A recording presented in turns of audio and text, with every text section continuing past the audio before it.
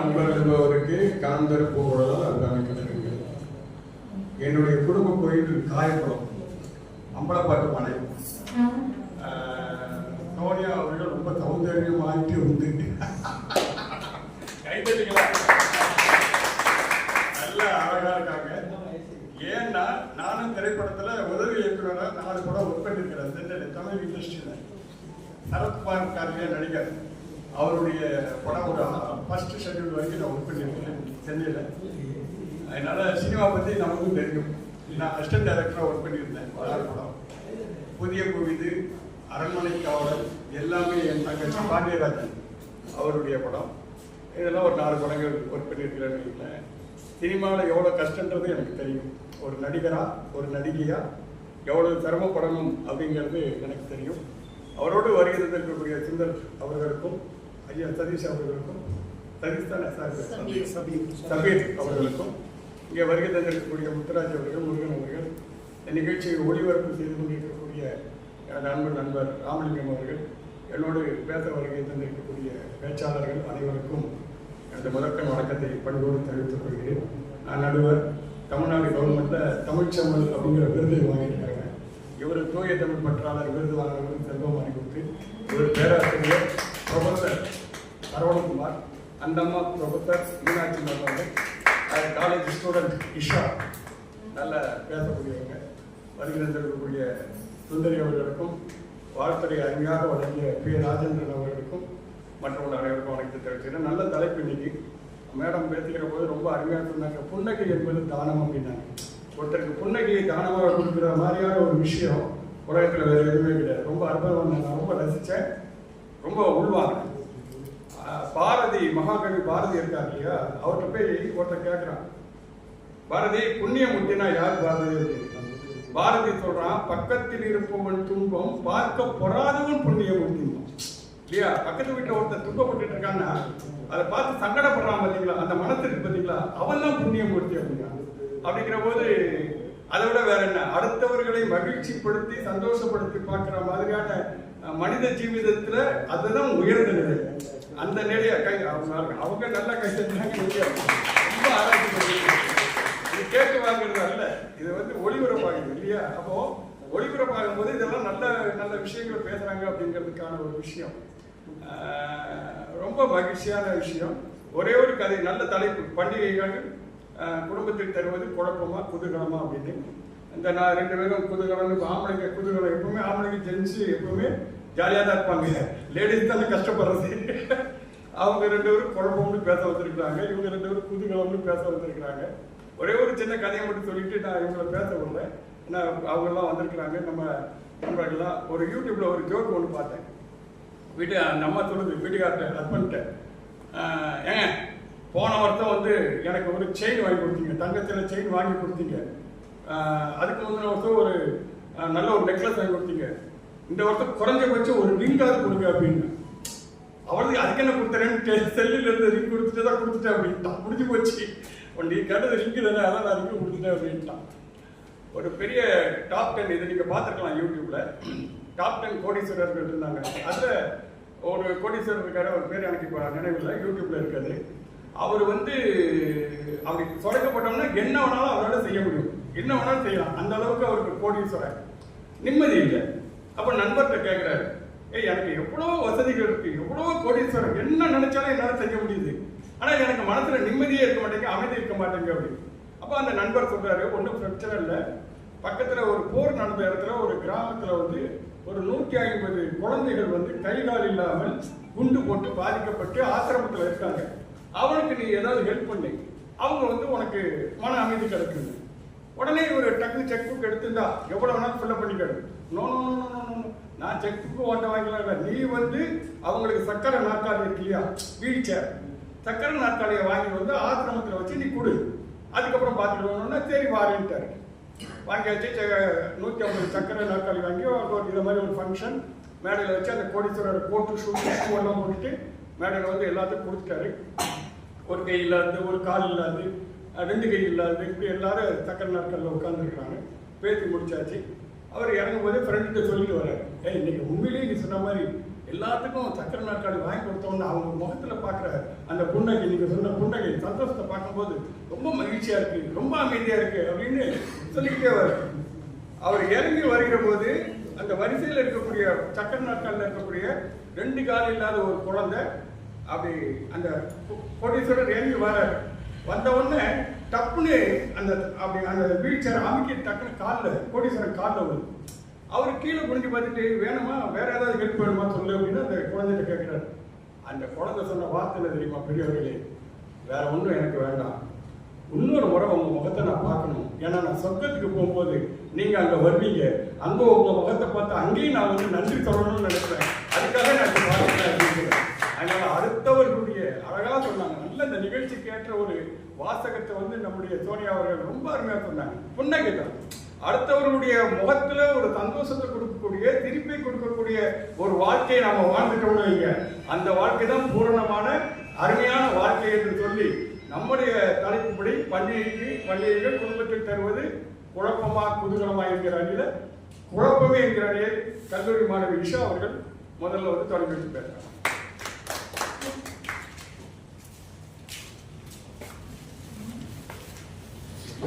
Okay, thank you, ரொம்ப thanks. எல்லாருக்கும் நன்றி.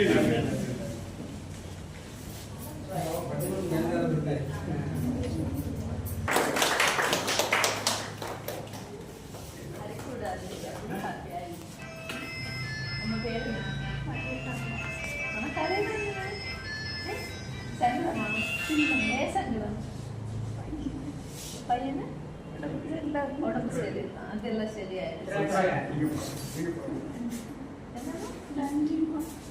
நன்றி எல்லாம் கடவுள்கிட்ட.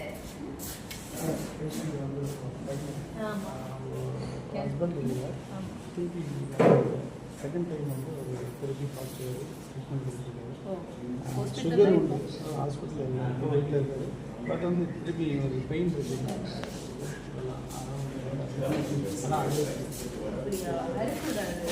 கடவுள்கிட்ட என்ன எல்லாரும் எல்லாம் செய்யறதும் அவரே, நமக்கு நோய் வைக்கிறதும் அது சுகமாக்குனதும் அவரு தானே, எல்லாத்துக்கும் மேலே அவரே. அது நம்பி நீங்க ப்ரே பண்ணுங்க அம்மா, அரைக்கூடாது. கரண்ட்டே இருந்தா நம்மளும் தகரும், அது வினே சங்கடமாயிடும். முப்பெரும் தெய்வங்களை பணிந்து முக்கணிகளை பிழிந்து முத்தமிழால் கலந்து பேச்சிலே சிறந்து இன்று உங்கள் முன் நான் என் பேச்சிலே தரப்போகிறேன் விருந்து. சரவெடி போல இன்று பட்டாசு போல வெடித்துக் கொண்டே இருக்க போகிற என்னுடைய தரப்புல அமர்ந்திருக்கிற மீனாட்சி அம்மா அவர்களுக்கும், எதற்கெடுத்தாலும் பொங்கிக் கொண்டே புஸ்வானம் போல இருக்கின்ற எதிர்த்தரப்பினருக்கும், நடுவிலே நக்கீரர் போல மத்தாப்பாய் எங்க எல்லாத்தையும் பத்த வைத்துக் கொண்டிருக்கின்ற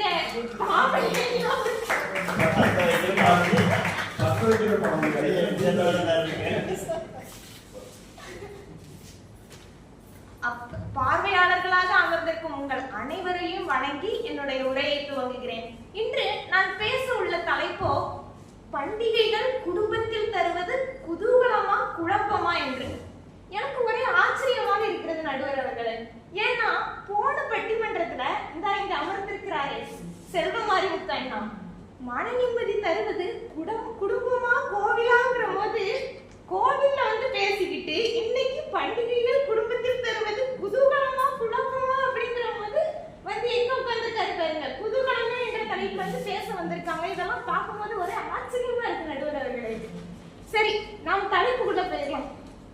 என்னன்னா இன்னைக்கு வந்து நான் கூகுள் நண்பர்கிட்ட நான் கேட்டேன், என்னன்னா பண்டிகைகள்னா என்ன அப்படின்னு கேட்டேன். உடனே அவங்க சொன்னாங்க நல்லிணக்கம், அப்புறமா குடும்பம் எல்லாம் சேர்ந்து இருக்கிறாங்க இந்த பண்டிகைகள் நேரத்துல, அதுதான் உண்மையிலேயே வந்து ஒரு உண்மையான சந்தோஷம் அப்படின்னு சொல்றாங்க. அதாவது கூகுள் சொல்லுது. சரி, நானும் பார்த்தேன். சரி, உண்மையிலேயே இந்த குடும்பம் எல்லாம் பண்டிகை டைம்ல சேர்ந்து ஒன்னா சந்தோஷமா தான் இருக்காங்களான்னு பார்க்கும்போது என்னன்னா மகிழ்ச்சி நல்லிணக்கம் எல்லாமே இருக்குது.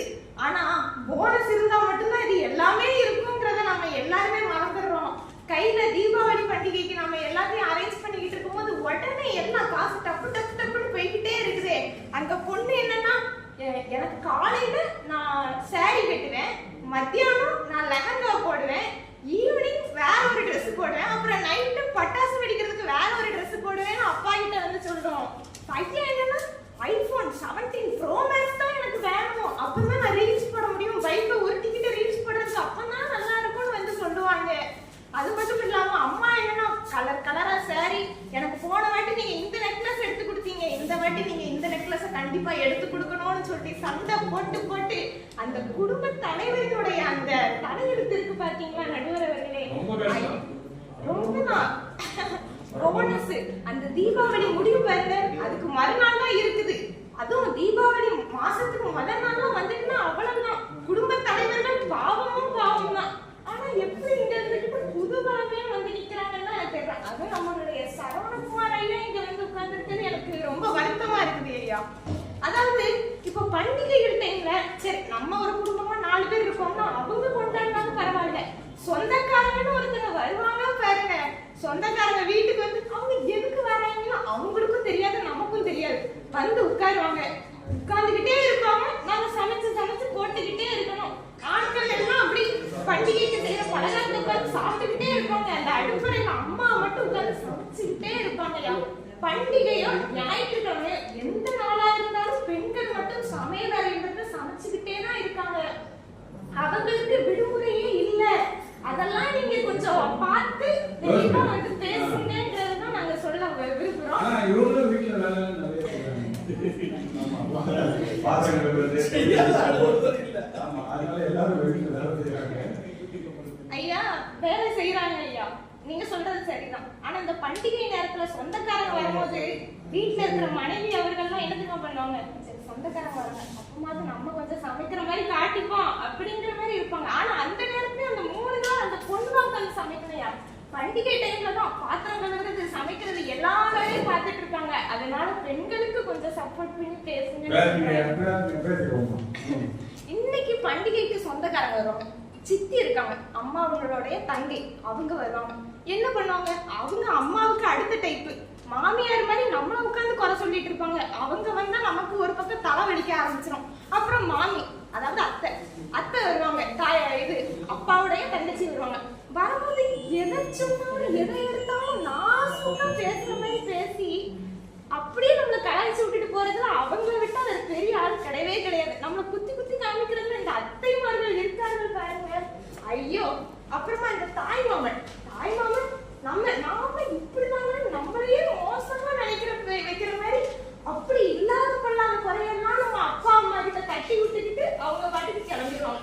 இப்படி வர்றவங்க வரட்டும். எப்போ வராங்க பார்த்தோம்னா தீபாவளிக்கு முந்தானாள் இல்ல ஒரு வாரத்துக்கு முன்னாடியே இவங்க வந்து உட்கார்ந்தாங்கன்னா உட்கார்ந்த உடனே இவங்களுக்காண்டி நம்ம சமைச்சுக்கிட்டே இருக்கோமா. சித்தி என்னன்னா இது என் அக்கா வீடு அப்படின்னு உட்கார்ந்துக்கிட்டே இருப்பாங்க. நம்மளுடைய அத்தை என்னன்னா இது என் அண்ணன் வீடு அப்படின்னு உட்கார்ந்துட்டே இருப்பாங்க. யாருமே வேலை பார்க்காம சும்மா ஒரு அம்மா மட்டும் நாங்க சமைச்சிட்டு இருப்பாங்க. பிள்ளைங்க எல்லாரும் பண்டம் எல்லாத்தையும் வாங்கி சாப்பிட்டுக்கிட்டே இருக்காங்க. அப்படியே போய்கிட்டே இருக்குது. சரி இப்படி இருக்கு ஐயா நடுவர் அவர்களே, பெண்களுக்கு ஒண்ணு கின்னஸ் ரெக்கார்ட் தான் கொடுக்கணும். ஏன்னா அந்த பண்டிகை நேரத்துல காலையிலேயே எந்திரிச்சு, காலையில இல்ல தீபாவளிக்கு ஒரு வாரத்துக்கு முன்னாடி அதிரசம் வைக்கிறதுக்கு அப்புறம் அச்சு முறுக்கு எல்லாத்துக்கும் பலகாரம் பண்றேன்னு சொல்லி சமைச்சுக்கிட்டே இருப்பாங்க. அதுக்கப்புறமா தீபாவளி அன்னைக்கு கறி குழம்புன்னு ஒண்ணு வைப்பாங்க பாருங்க, அதுவும் சொந்தக்காரங்க தான் போகும்.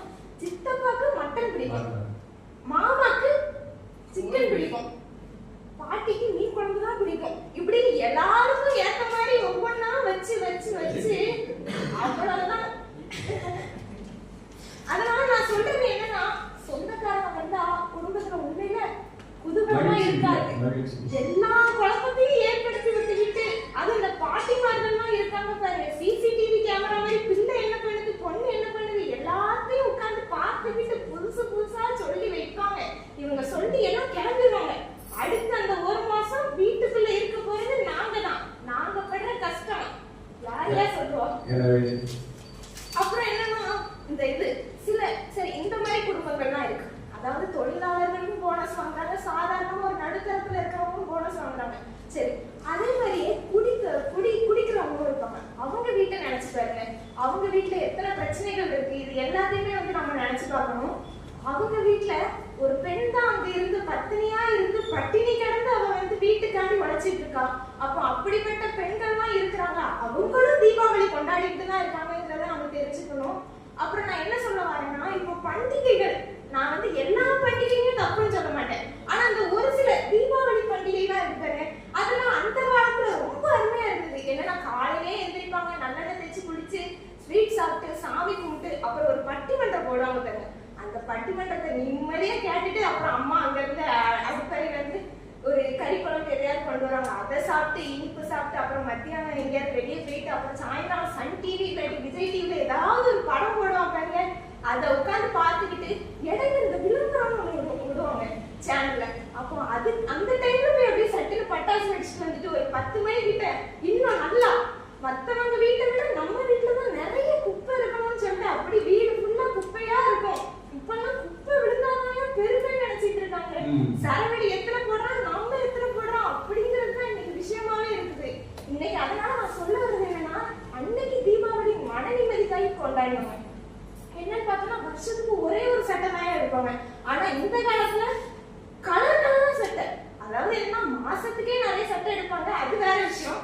தீபாவளின்னு வந்துட்டா போதும் 5000 ரூபாய்க்கு கணக்கு வச்சா குடும்ப தலைவருடைய பில்ல பார்த்தோம்னா 10,000 ரூபாய் தாண்டி போய்கிட்டே இருக்கும் துணிக்கு மட்டும். அதனால இப்ப நான் என்ன சொல்ல வாரேன்னா,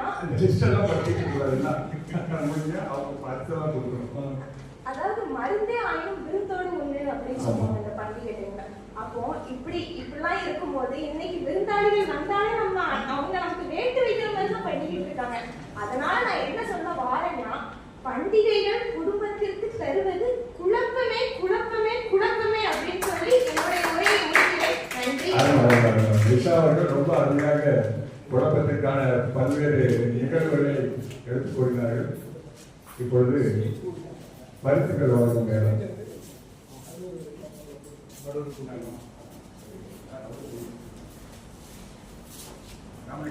அந்த வர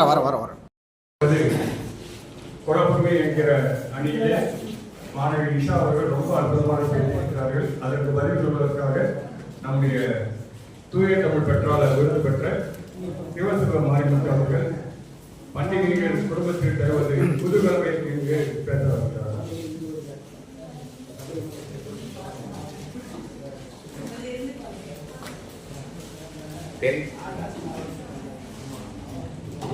தென்பொதிகை திறந்த மொழி, தென்பாண்டி வளர்ந்த மொழி, ஐயன் வள்ளுவரால் உலகெங்கும் புகழ்ந்த மொழி, அன்னை தமிழுக்கு என்னுடைய சிறந்தாழ்ந்த வணக்கங்கள். நல்லதொரு நிகழ்வு. பரணி பாயக்கூடிய இந்த தரணியிலே பல்வேறு எத்தனையோ நிகழ்வுகள் அரங்கேறி இருந்தாலும் அத்தனை நிகழ்வுகளுக்கும் கதாநாயகனாக இருக்கக்கூடிய எங்களுடைய இந்த நாடறிந்த அரங்கிலே பாடறிந்த பட்டிமண்டப நடுவர் மரியாதைக்குரிய மாண்புமிகு தமிழக முதலமைச்சர் அவர்களின் கரங்களினால் தமிழ் செம்மல் என்ற விருதினை பெற்று நம்முடைய திருநெல்வேலி மாவட்டத்திற்கு மேலும் ஒரு மணி மகுடத்தினை சூட்டிய மதிப்பிற்குரிய நடுவர் ஐயா அவர்களுக்கு என்னுடைய சிரம் தாழ்ந்த வணக்கங்கள். தொடர்ந்து இங்கே என் அணியிலும் எதிரணியிலும் பேச வந்திருக்கக்கூடிய சக தோழமைகள் அனைவருக்கும் என்னுடைய அன்பான வணக்கம். நல்லதொரு தலைப்பு, பண்டிகைகள் குடும்பத்தில் தருவது குழப்பமே குதூகலமே. நடுவர் அவர்களே, நீங்க அந்த அணி பிரிக்கும் போதே ரொம்ப அழகா நேர்த்தியா பிரிச்சிருக்கீங்க.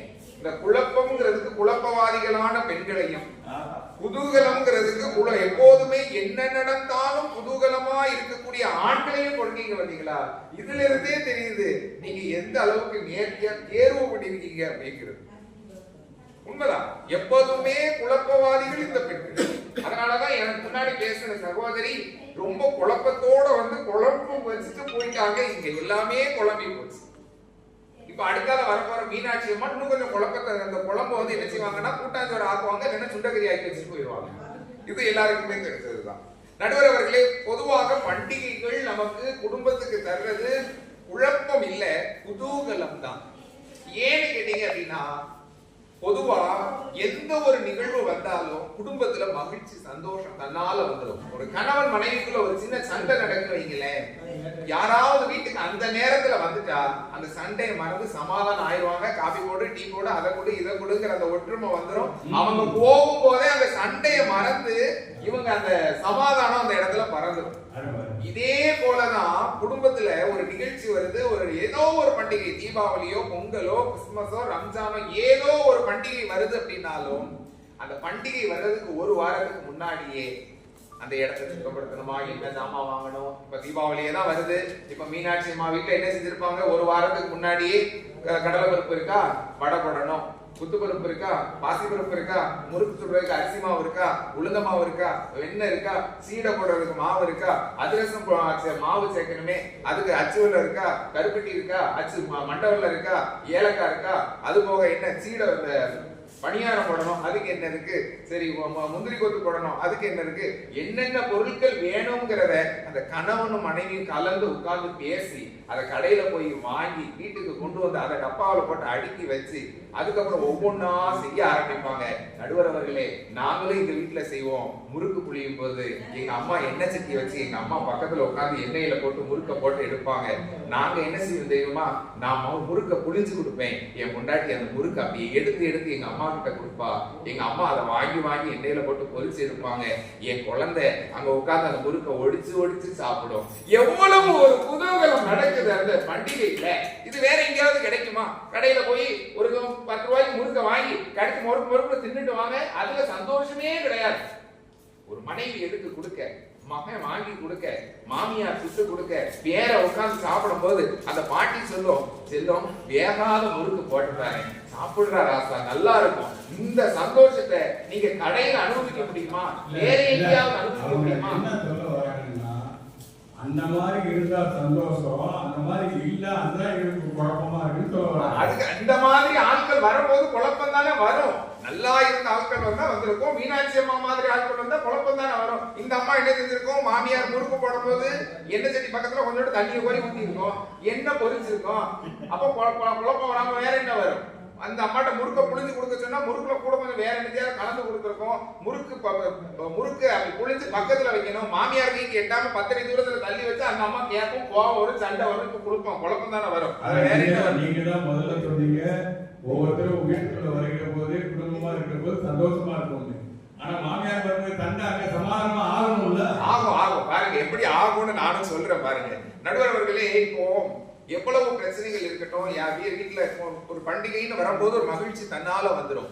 இப்போ நிறைய பேர் வெளிநாட்டுல வேலை பார்க்கறாங்க பாத்தீங்களா, அவங்க எப்போவாச்சு ஒரு வருஷத்துக்கு ஒரு தடவை தான் ஊருக்கு வருவாங்க. அந்த வரும்போது கூட அவங்க எந்த நாளை தேர்வு பண்ணி வருவாங்கன்னா ஏதாவது ஒரு பண்டிகை நாளை தேர்வு பண்ணி தான் வருவாங்க.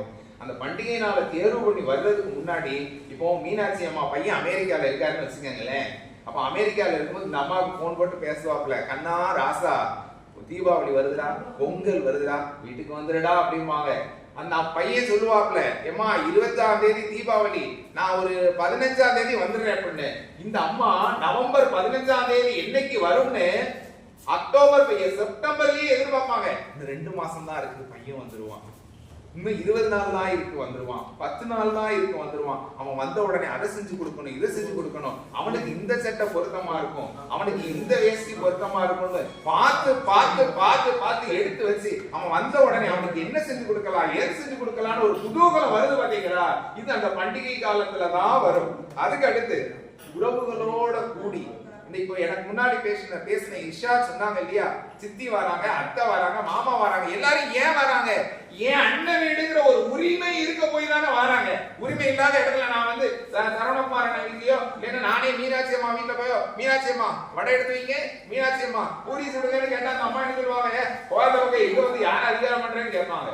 இதே அந்த உறவு முறை இருந்தா மட்டும்தான் அந்த இடத்துல நாம உரிமையா கேட்க முடியும். அதனாலதான் உறவுகள் நம்ம வீட்டுக்கு வந்து சொல்றாங்க, என் அண்ணன் வீடு, என் தம்பி வீடுங்கிற ஒரு உணர்வு முறையோட அந்த உறவு முறை வருது.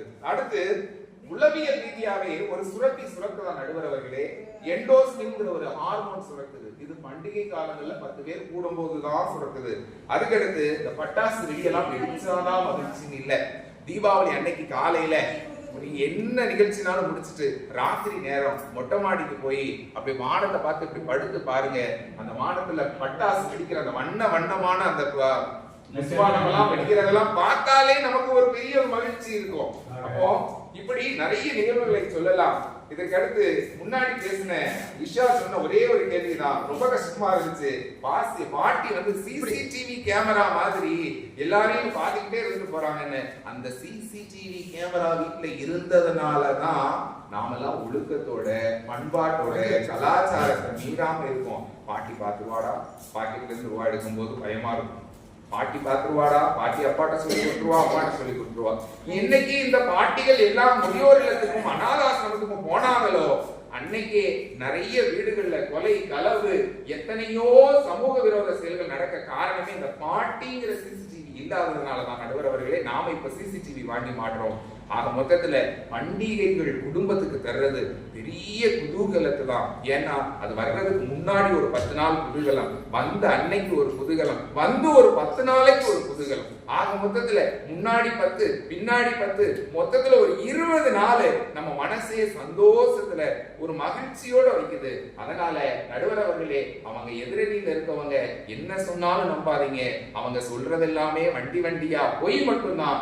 நாங்க நெய் ஊத்துன பால்கோவாவோட, நெய் ஊத்துன மைசூர் பாவோட சொல்றோம்.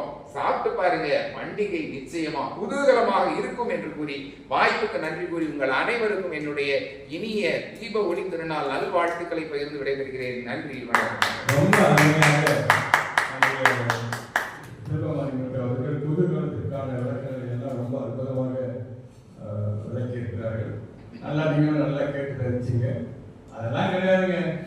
என் வீட்டில் வந்து அதிகாரம் பண்றதுக்கு அவர் யாரு, என்ன உறவுகள் வந்தா அது வேற பக்கம். எத்தனை குழப்பம் வருது என்பதை பேசுவதற்காக நம்முடைய தொழிலாளர் மீனாட்சி நடராஜன் அவர்கள் வருகிறார்.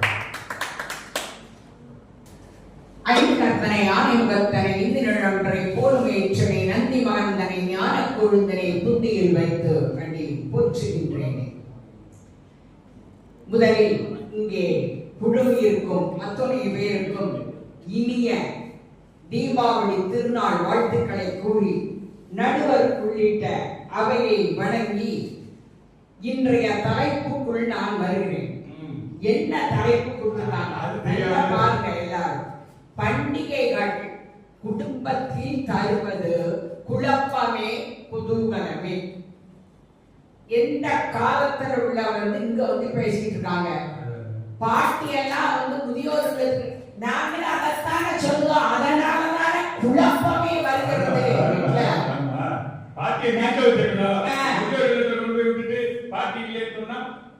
நடுவர் அவர்களே, எல்லா பண்டிகைகளும் வருது. சித்திரை விசு தொடங்கி பங்குனி உத்தர வர 12 மாதமும் நமக்கு வந்து பண்டிகைகள் தான். ஒரே சந்தோஷம் தான், குதூகலம் தான். பண்டிகைகளை கொண்டாட வேண்டாம் என்று நாங்கள் சொல்லவில்லை, யாருமே சொல்லல. ஆனா இப்போ உள்ள காலகட்டத்துல குடும்பத்துல பண்டிகைகள் தருவது குழப்பம் தான்.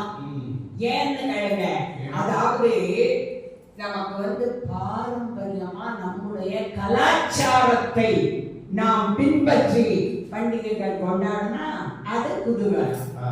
அது இல்லாம அதுலயும் உண்மையிலே எனக்கு வந்து அப்படியே நான் முடிச்சுட்டேன். நண்பர்களே, அவர் சொல்றாரு, முறுக்கு சொல்லுவாங்களாம், அதுல செஞ்சு விடுவாங்களாம், முந்திரி கொத்து சொல்லுவாங்களாம். நல்ல விட அல்வா கட்டி இந்த வாயை பேச முடியாம எந்த இவர் வந்து முறுக்க புரிவாராம். வீட்டம்மா எடுத்து மாமியார்களை கொடுக்குமா, மாமியார் இடச்சட்டில போட்டு எடுத்து அப்படி பக்கமா வைப்பாங்க. பிள்ளைகள் எல்லாம் வந்து உண்மையிலேயே ரொம்ப சந்தோஷம். நான் கைதட்டினேன். ஏன் தெரியுமா? அதெல்லாம் கனவுலதான் நடக்கும். ஒரு காலத்துல இப்ப யார் வந்து முறுக்க சுடுறா, யார் கடவுளை. முதல்ல தேன் குழல் நம்ம வந்து முறுக்கு அச்சு வச்சு பிடிக்கும். அது தெரியாம முறுக்கு தேவையான எல்லாத்தையும் குழம்பு கிடக்காங்க. இந்த தேன் குழலை பாத்தீங்கன்னா அது எங்க தொடர்ந்து எங்க முடியுதுன்னே தெரியாது. அதே போலதான் நம்முடைய வாழ்க்கையும். அந்த காலத்துல அதனாலதான் பலகாரங்களையே நம்முடைய மனதுக்கும் உடலுக்கும் ஆரோக்கியம் தரும் முறையில் செய்தார்கள். ஆனா இப்ப நீங்க என்ன செய்வீங்க? இப்ப என்ன குதூகலம் இருக்கு? குழப்பம் தான் இருக்கு. இங்க பையன் அந்த கடையில வாங்கணுமா, மகா இன்னொரு கடையில, யார் வீட்டுல செய்ய தயார் இல்லை. செய்யறதுக்கு தெரியவும் தெரியாது. ஏன்னா எல்லாமே மறந்து போச்சு. யார் வீட்டுல அம்மி இருக்கு, ஆற்றல் இருக்கு, உலகம் இருக்கு, கடவுளே கடவுளே. சரி, அதை விடுங்க. சொல்றாரு, மீனாட்சி அம்மா பையன் வெளிநாட்டில் இருந்து வந்தால் அவர்களுக்கு அம்மா சந்தோஷம்தான். வெளிநாட்டை தண்ணுங்க நடுவர் அவர்களே. இந்த அருக்கு நம்முடைய தலைநகரம் சென்னை. சென்னையில இருந்து இந்த திருநெல்வேலியில் அவன் வந்து காலடி வைக்கக்கூடிய என்ன பாடுபடுதாங்க. டிக்கெட் கிடைக்காம 10 நிமிஷத்துல டிக்கெட் புக் ஆயிடுது தெரியுமா? அப்படி இல்லைன்னா அது நம்ம யாரையும் குற்றம் சொல்லக்கூடாது.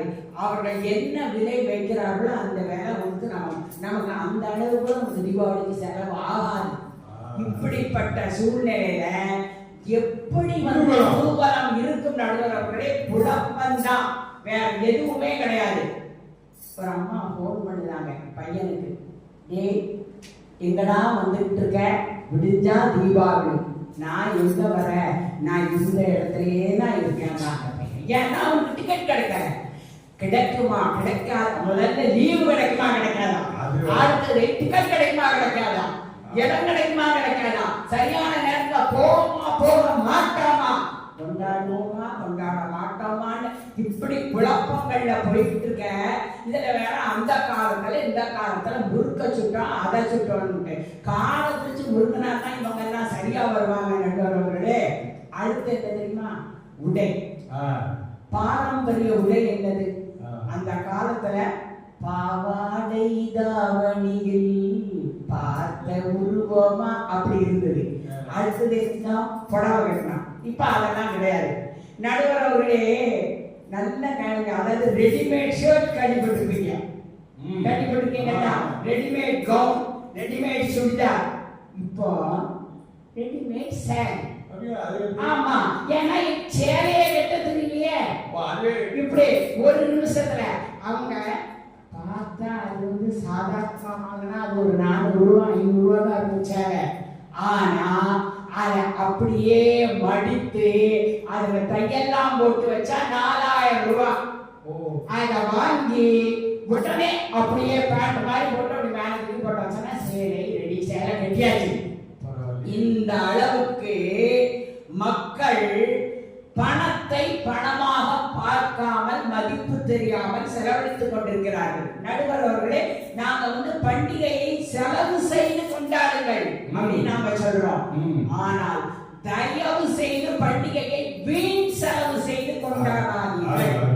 அத வந்து நாம வந்து ரொம்ப அதுல வந்து கவனமா இருக்கணும். கடன் வாங்கி வேற கடன் வாங்கி வேற அதான் அந்த குடும்ப தலைவனுக்கே பிரச்சனை. எல்லாரும் எல்லா பண்டமெல்லாம் ஆடுறதுதான். இப்ப எதுவும் ராத்திரிலாம் செய்யறது கிடையாது. பையன் ஒரு பக்கம் தூக்குவான், மகா ஒரு பக்கம் தூக்குவா, வீட்டம்மா ஒரு பக்கம் தலைவர் மட்டும் முடிச்சுட்டு கிடப்பான். ஏன் தெரியுமா? மறுநாள் கொஞ்சம் சந்தோஷமா இருக்கும். தீபாவளி கழிஞ்சு வெளியே போயாச்சுன்னா அவங்க எத்தனை பேருக்கு பதில் சொல்லணும்? கடன் வாங்க வேண்டும். அப்போதான் நடுவர்களே எல்லாருமே என்ன ரூபாய் இருக்கிறதோ அதற்கு தக்க அங்க செலவு செய்வாங்க, அதற்கு தக்க அங்க ஆடை எடுப்பார்கள். ஆனா இப்ப அப்படி கிடையாது. ஆடையெல்லாம் எடுத்துட்டு பண்டமெல்லாம் வாங்கிட்டு மேற்கொண்டு கடன் வாங்குகிறார்கள்.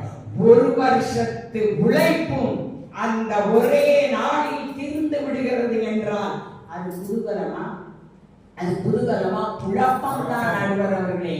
அதனால ரொம்ப நாங்க வந்து பண்டிகை கொண்டாடுறதுக்கு எதிராளிகள் அல்ல. ஏன்னா சிவகாசியில ஒரு வருஷமா அவங்க வந்து எல்லா காசை கரியாக்கும் போது கரியை காசாக்குகிற அந்த உழைப்பாளிகள் வந்து கண்டிப்பாக பயன்பெற வேண்டும். அந்த காலத்திலாம் வெடி சத்தத்தை கேட்டா எல்லாரும் பயந்து போய் ஓடுவாங்க.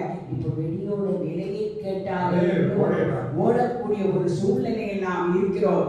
எனவே அதோட இந்த தீபாவளி முடிஞ்ச உடனே அந்த தந்தைக்கு எவ்வளவோ கடன் பட்டாச்சு, எப்படி அடைக்கிற ஒரு மனதுல ஒரு சலிப்பு. இந்த அம்மா வீட்டுல செய்யற எல்லாமே ஆர்டர் தான். ஆனாலும் மகன் இன்னும் சொல்லுவானோ, மகளுக்கு பிடிக்காம போயிருவோம், பெரியவங்களுக்கு எதுவும் சரியா நம்ம செய்யாம போயிட்டோம்னு பயந்து மனதும் உடம்பும் அலுப்பு. அதனால் அலுப்பும் சலுப்பும் சலிப்பும் இருக்கும் போது அங்கே நிச்சயமாக குதூகலம் கிடையாது, குழப்பம்தான் இருக்கும்.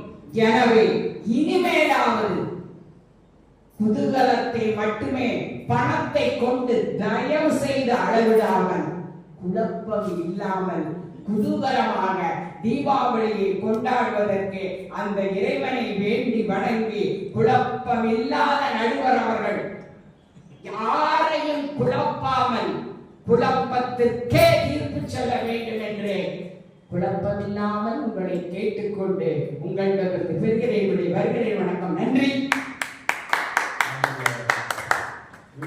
தமிழருக்கு விசுவுடைய தங்கச்சி மாதிரி அழகா சொல்லிட்டாங்க. ரொம்ப அருமையா பேசினாங்க. எந்தெந்த வகைகள் எல்லாம் இந்த பண்டிகைகள் குழப்பத்தை குடும்பத்தில் தருகின்றன என்று ரொம்ப அற்புதமாக நாவலர் மீனாட்சி நடராஜன் அவர்கள் பேசியிருக்கிறார்கள். அவருக்கு பதில் சொல்ல பேராசிரியர் முனைவர் எனது அன்பு தம்பி சரவணகுமார் அவர்கள் புதுக்குழந்தை என்று பேச வருகிறார்கள். அனைவருக்கும் இனிய தீப ஒளி திருநாள் வாழ்த்துக்களை முதலில் தெரிவித்துக் கொண்டு, மிக அருமையான இந்த பண்டிகை நன்னாளிலே எல்லோரும் குதூகலமாக இருக்க வேண்டும் என்பதற்காக இந்த அருமையான ஒரு பட்டிமன்ற நிகழ்வுக்கு வாய்ப்பளித்த ரோட்டரி கிளப் ஆஃப் தாமிரபரணி குழுவினருக்கு நெஞ்சார்ந்த நன்றியை தெரிவித்துக்கொண்டு, அந்த பட்டிமன்ற வாய்ப்பை எனக்கு நல்ல வாய்ப்பை நல்கிய எங்களுடைய பட்டிமன்ற நாவலர் எப்பொழுதுமே குதூகலத்தையே அனைவருக்கும் வழங்க வேண்டும் என்ற தீர்மான மனப்பான்மையோடு செயல்பட்டு இருக்கின்ற தமிழக அரசுடைய தமிழ் செம்மொழி விருதாளர்களுடைய பாவனையா அவர்களை வணங்கி, மிக அழகாக எப்பொழுதும் குதூகலத்திற்கு எடுத்துக்காட்டாக இருக்கின்ற அமர்ந்து பேசியிருக்கின்ற என்னனி சகோதரர் சிவசெல்வ மாரிமுத்து அவர்களுக்கும் அது அணியா அல்லது பிணியான்னு தெரியல. ஏன்னா அவங்க மட்டும்தான் குழம்பிருக்காங்கன்னு தெரியல, இருக்கிற எல்லாரையும் குழப்பி விட்டுட்டு இருக்கிறாங்க. என்னங்கய்யா தலைப்பு, எவ்வளவு அருமையான தலைப்பை நீங்க தருகிறீங்க. பண்டிகைகள் குடும்பத்தில் தருவது குழப்பமா குதூகலமா? பண்டிகைங்கிற வார்த்தையை கேட்டாலே மனதில் குதூகலம் வந்திருக்கிறது என்றால் இதை போன்ற சில குழப்பவாதிகளாலே அந்த வார்த்தை வந்திருக்கின்றன. காரணம் அங்கே பண்டிகைகள்ல இவர்கள் போன்ற அந்த நபர்கள் தான் காரணம். எவ்வளவு அற்புதம். நம்ம எங்க அக்கா என்ன தீபாவளிக்கு 3 நாளைக்கு முன்னாடியே எவ்வளவு அழகா பட்டு சேரி கட்டி அதுக்கு மேட்சா 2 செயினை போட்டு அழகா பூ வச்சு தீபாவளிக்கு 3 நாளுக்கு முன்னாடியே எங்க அக்கா வந்து மிக அழகாக இங்கே மாறி இருக்கிறார்கள் என்றால் இதை விட குதூகலத்திற்கு வேற என்ன சாட்சி இல்லை? அதை வந்து ரோட்ல போய் பக்கத்து வீடு ஏற்றோட எல்லாம் காமிச்சு அந்த அக்கா எல்லாம் பொறாமப்பட்டு சந்தோஷப்பட்டு எவ்வளவு ஒரு குதூகலமான பண்டிகைகள் இன்னைக்கு தருங்கய்யா. என் தங்கச்சி நிசா சொல்லிட்டா, காலையில சேலை கட்டுவோம், சாயங்காலம் அப்படியே லெஹங்கா போடுவோம் அப்படின்னு. அதனால அவங்களுக்கு கஷ்டம் வருதுன்னு. நீங்கள் பண்டிகைகள் என்பது நான் மட்டும் அணிவிப்பதற்காக பிறரை மகிழ்வித்தல் பார்த்தோம். இங்க நம்மளுடைய ரோட்டரி கிளப் ஆஃப் தாமிரபரணி பார்த்தோம். அத்துணை மருத்துவ பயனாளிகளுக்கும் அங்கே புது ஆடைகள் கொடுத்தாங்கன்னா அவர்கள் முழு முகத்திலே பார்க்கின்ற அந்த புன்னகையை விடவா அவங்களுக்கு ஒரு பெரிய குதூகலம் கிடைக்கிறது. நாம் அணிவது மட்டும் பண்டிகை இல்ல, பிறருக்கு அணிவித்து மகிழ்வது பண்டிகை இல்லையா? நீங்க ரகக்கா சேலை எடுக்கிறது மகிழ்வுல இந்த குளிர்ல புரட்டாசி மாதம் குளிர்ல ஒருவர் ஐப்பசி பிறந்துச்சு இல்லையா, ஒருவர் வாடிக்கொண்டிருக்கிறார்கள், அவருக்கு ஒரு போர்வை இந்த பண்டிகை நாள்ல நம்ம எடுத்து கொடுத்தோம்னா அது மகிழ்ச்சியா இருக்குமே தவிர அது ஒரு பொழுதும் குழப்பமா இருக்காது. எங்க அக்கா சொன்னாங்க, யாருக்குமே பலகாரம் செய்ய தெரியாது, மறுக்கவில்லை.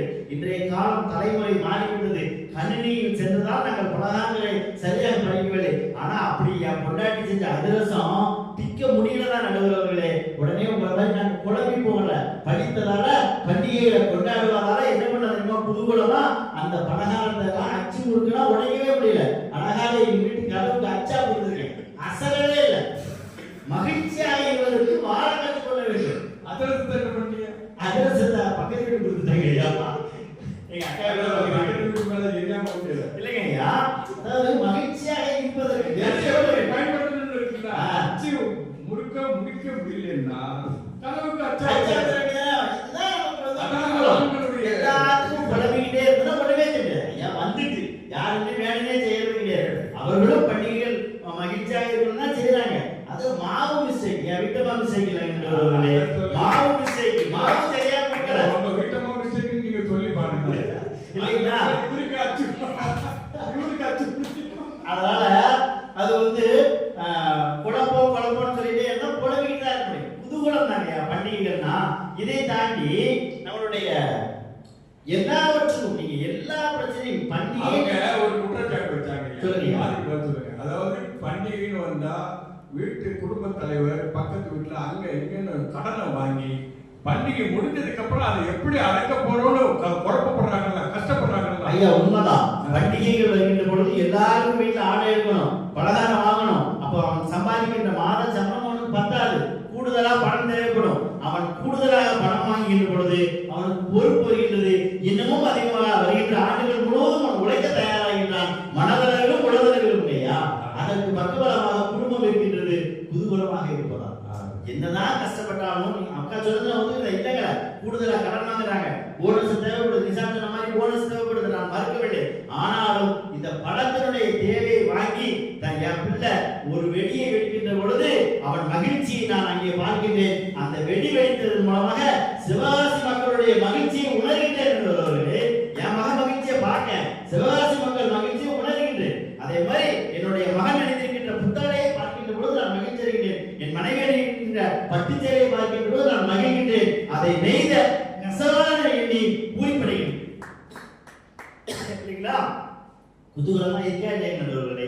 பண்டிகைகள் என்றாலே மனதிற்கு அந்த வார்த்தையை உச்சரிக்கின்றவர்களே குதூகலம் வருகின்றது என்றால் எந்த காலத்திலும் பண்டிகைகள் குடும்பத்தில் தருவது குதூகலமே குதூகலமே குதூகலமே என்று சொல்லி இந்த தீபாவளி திருநாள் மாத்திரமல்ல, வருகின்ற எல்லா தீபாவளி திருநாளும் பண்டிகைகளும் உங்களுக்கு நிறைவான குதூகலத்தை தர வேண்டும் என்று எல்லாம் உள்ள இறைவனை வேண்டி விரும்பி அனைவருக்கும் மீண்டுமாக இனிய தீபாவளி திருநாள் வாழ்த்துக்களை சொல்லி விடைபெறுகின்றேன். நன்றி, வணக்கம். பெருமைக்குரிய ரசிக பெருமக்களே, தினதரணி தொலைக்காட்சி மூலமாக நடைபெறுகிற இந்த தீபாவளி சிறப்பு பட்டிமன்றத்திற்கு வருகை தந்த ஆதரித்து கரவொலி எழுப்பி எங்களை உற்சாகப்படுத்திய உங்கள் அனைவருக்கும் மீண்டும் ஒரு முறை எங்கள் குழுவின் தொடர்பாக இருகரம் கூப்பிய நன்றி வந்த வணக்கத்தை தெரிவித்துக் கொண்டு தீர்ப்பெல்லாம் உங்களுக்கு தீர்வு மாதிரி ஒரு 5-6 நிமிடங்கள்லாம் நம்ம பேசுவோம். இந்த நிகழ்ச்சியை ஏற்பாடு செய்திருக்கக்கூடிய திருநெல்வேலி தாமிரபரணி சுரத் கழகத்தை சார்ந்த பெரியவர்கள் அத்தனை பேருக்கும், குறிப்பாக எங்களது அன்பு அண்ணாச்சி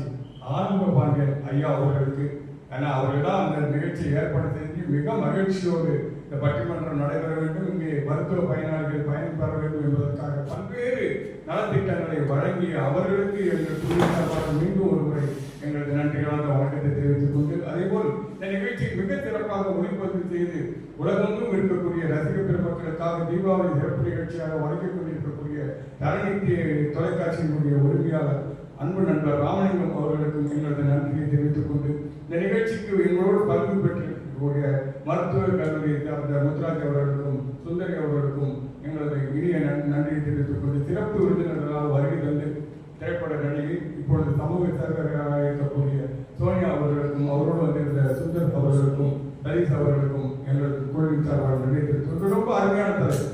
பண்டிகைகள் குடும்பத்திற்கு தருவது குழப்பமா குதூகலமா? ஒரு காலத்துல தீபாவளி வருதுன்னா 20 நாட்களுக்கு முன்னாடி அதிரத்த மாவு பெற்றது தயார் பண்ணி வைக்கிறது அப்படிங்கிறது வந்து ஒரு 20 நாட்களுக்கு முன்னாடி நம்ம பிள்ளைகளுக்கெல்லாம் என்னை மாதிரி ஆட்களுக்கெல்லாம் அந்த காலத்துல அவ்வளவு சந்தோஷமா இருக்கும். ஆனா அந்த குழப்பங்கள்ன்றது வந்து எப்போ வர ஆரம்பிச்சதுன்னா ஒரு குறிப்பிட்ட காலத்துக்கு பிறகு அடுத்த வீட்டுக்காரன் அந்த ட்ரெஸ் போட்டிருக்கு, அந்த வீட்டம்மா இந்த ட்ரெஸ் போட்டிருக்கு, அந்த வீட்டுக்குள்ள அந்த மாதிரி போட்டிருக்கு அப்படின்னு குழந்தைகள் வந்து கேட்டுக்கிறாங்க. எப்பா அவன் ரமேஷ் அந்த மாதிரி ட்ரெஸ் போட்டிருக்கான், எனக்கு அது மாதிரி வாங்கி பண்ணா அது இயல்பு. ஆனா வீட்டுல இருக்கக்கூடிய பெண்கள் அந்த வீட்டுல அவன் வந்து காஞ்சிபுரம் பட்டு வாங்கியிருக்கா, அவன் வந்து பனாரஸ் பட்டு வாங்கியிருக்கா, அவன் வந்து இப்ப சமீபத்துல வந்து ஒரு அருமையான சேலை வாங்கியிருக்கா, அதே மாதிரி எனக்கு வாங்கி கொடுக்கணும்னு குடும்ப தலைவர்கள் வீட்டுல இருக்க அந்த அம்மா பேசிக்கிற போது கேட்கிற போது, அல்லது இந்த மாதிரி நகை புதுசா ஒரு வாங்கி இப்ப நகை வாங்க முடியாது, அது ஒரு விஷயம், தங்க வேலை அவ்வளவு வசதி போது நகையை கேட்கிற போது, அப்ப குடும்ப தலைவனாக இருக்கக்கூடிய பொறுப்பு எல்லாத்துக்கும் தான். குடும்பத்தில் இருக்கக்கூடிய குடும்ப தலைவனுக்கு குடும்ப தலைவருக்கு எல்லாத்துக்கும் பொறுப்பு இருந்தாலும் குடும்ப தலைவனாக சம்பாதிக்கக்கூடிய அவருடைய மனம் வந்து ஐயோ நம்முடைய மனைவி கேட்டுட்டாரு, இதை வாங்கி கொடுக்கலன்னா நல்லா இருக்காது அப்படின்னு அவர் அந்த குடும்ப தலைவி கேட்ட நிமிடத்திலிருந்து அவருடைய மனம் அதை பற்றியே சிந்திச்சு அதை வாங்கி கொடுத்தாதான் அவனுக்கு மனசு நிறைவு. வாங்கி கொடுத்தா அந்த குடும்ப தலைவர் வந்து இது ரொம்ப நல்லா இருக்குன்னு சொன்னாதான் அதுக்கப்புறம் மகிழ்ச்சி. ஆனால் அது வரைக்கும் அவர் அனுபவிக்கிற அந்த குழப்பத்தீங்களா அதுக்கு ஈடே அவ்வளவு குழப்பத்தை அனுபவிப்பான். பிள்ளைகள் கேட்கிறது வாங்கி கொடுக்குறாங்கன்றது வந்து வேற விஷயம். அது வந்து நம்முடைய சரவணகுமார் அவர் சொன்ன மாதிரி பட்டாசு வெடிக்கிற போது அந்த குழந்தை சிரிக்கிற போது அந்த சிரிப்பை இவனுக்கு மகிழ்ச்சி தரும். நாம வாங்கி கொடுத்த புதுக்கிறது குழந்தைகளுக்கு போட்டு அழகு பார்க்கிற போது அந்த அழகு நமக்கு மகிழ்ச்சியை தெரிகிறது, குடும்பத்தை எல்லாத்தையும் தெரிகிறது.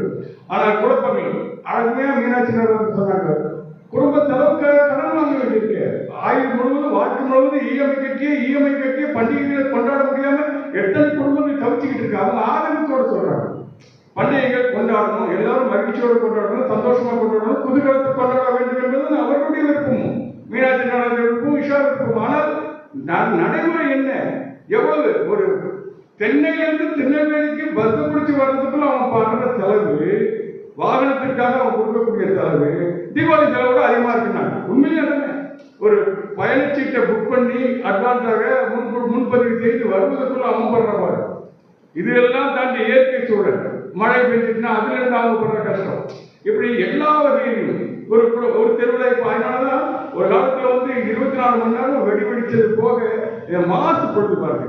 இந்த வெடிகளினால வெடி வெடிக்கிறதுனால அந்த புகையினால மாசுபட்டு ஓசோன்ல பிரச்சனைகள் ஏற்பட்டு இயற்கையில எவ்வளவு ப்ராப்ளம் வருதுன்றதை விஞ்ஞானிகள் கண்டறிந்து வெடியை புகை இல்லாத வெடி, பசுமை பட்டாசு வெடிப்போம், புகை இல்லாத வெடியை வெடிப்போம்னு அவங்க ஒரு திட்டத்தை கொண்டு வராங்க. அப்ப நம்ம புகையால அந்த புகை பட்டு எத்தனை பேர் அந்த காலத்துல இருந்து அந்த புகை பிடிக்காம எத்தனை பேர் உடல்நிலை சரியில்லாம போனாங்க, எத்தனை பேர் உண்டு. ஆக ஒரு பண்டிகையை மகிழ்ச்சியோடு கொண்டாட வேண்டும், பொதுக்குளத்தோடு கொண்டாட வேண்டும் என்பதெல்லாம் சரிதான். ஆனால் மற்றவர்களுக்கும் இயற்கைக்கும் பாதிப்பு இல்லாத அளவுக்கு நம்ம கொண்டாட வேண்டும் என்பதுதான் இவர்களுடைய ஆதரவு. ஆனாலும் எப்படி கூட்டி கழித்து பார்த்தாலும் மனுஷன் கஷ்டப்படுறாயா, ஆண்டுதோறும் ஆயுள் முழுக்க உழைச்சு அவனுக்கு ஒரு சந்தோஷம், அவன் குடும்பத்துக்கு ஒரு மகிழ்ச்சி, அவன் உற்றார் உறவினர் ஒரு விஷயம் நாங்கள் உறவினர் அதெல்லாம் கிடையாது. உறவினர்கள் வருவதை விரும்புறது நம்முடைய பண்பாடு கலாச்சாரம். சென்னையில் இருந்தாலும் சரி, எங்க இருந்தாலும் சரி, நம்ம வீட்டுக்கு தீபாவளி அன்னைக்கு பண்டிகை காலத்துல நாமளே என்ன பண்ணுவோம், பண்டிகை காலத்துல இனிப்பு பலகாரம் செஞ்சோன்னா அடுத்த மதத்துக்காரங்களுக்கு கொண்டு போய் கொடுப்போம். அவங்க இஸ்லாமியராக இருந்தாலும் சரி, கிறிஸ்தவர்களாக இருந்தாலும் சரி, எந்த மதத்தில் இருந்தாலும் நம்ம கொண்டு போய் நம்ம வீட்டில் செஞ்ச பலகாரம் நம்ம பண்டிகைக்கு கொண்டு கொடுப்போம். அவங்க தான் அதே மாதிரி அவர்கள் பண்டிகை வருகிறவங்க அவர்கள் வீட்டில் செய்யக்கூடிய உணவு தீர்மானங்கள் எல்லாம் இந்த பலகாரங்களை கொண்டு கொடுப்பாங்க. இப்படி ஒருத்தருக்கு பண்டிகைகள் என்பது தோன்றியதனுடைய நோக்கமே சமத்துவத்தையும் சகோதரத்துவத்தையும் இந்த நாட்டில் வளர்க்க வேண்டும் என்பதற்காகத்தான் நம்முடைய முன்னோர்கள் இது போன்ற பண்டிகைகளை எல்லாம் உருவாக்கி இந்த மக்களுக்காக வழிகாட்டி இருக்கிறார்கள். எனவே பண்டிகைகள் என்பது குடும்பத்தில் தருவது மகிழ்ச்சியை, குதூகலமே வாழ்க்கை அத்தனை நல்ல உள்ளங்களுக்கு குறிப்பாக தரணி தொலைக்காட்சிக்கும் நன்றி தெரிவித்து விடைபெறுகிறோம். நன்றி, வணக்கம்.